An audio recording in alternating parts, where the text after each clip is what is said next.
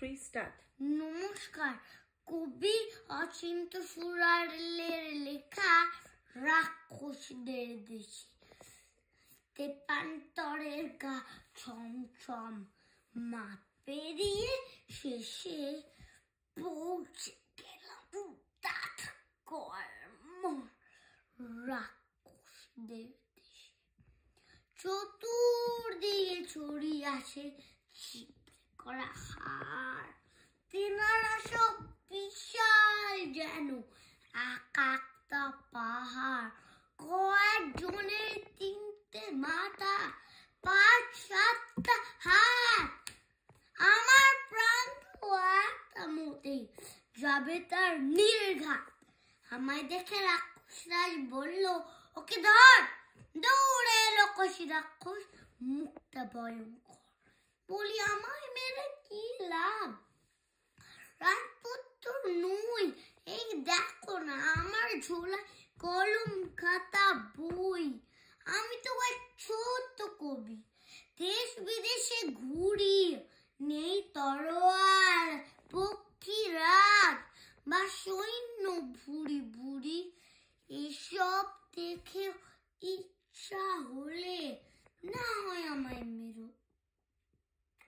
বই দেখে মন শান্ত হবে বিকট রাক্ষসেরও।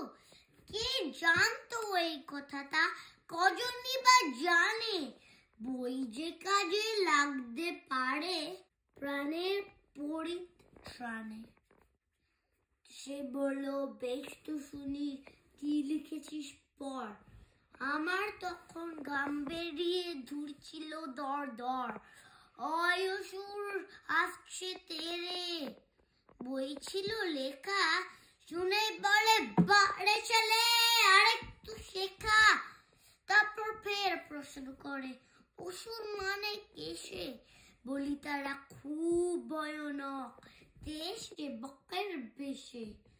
অসুরগুলো খুব বেড়েছে বার, খারাপ করে চাইলো সে বিটকুটে অহংকার। সঙ্গে বুকে দুঃখুকুনি, ভয় আমি মরি। আমতা আমতা করে আবার পরের লাইন পড়ি। রয় রাক্ষস অসুর বাড়ে, যেই বলেছি ওকে, বলে, তুই তো দারুণ কবি, ছাড়া দিলাম তোকে। মাঠ পেরিয়ে ঘাট পেরিয়ে পৌঁছে দিল ঘরে।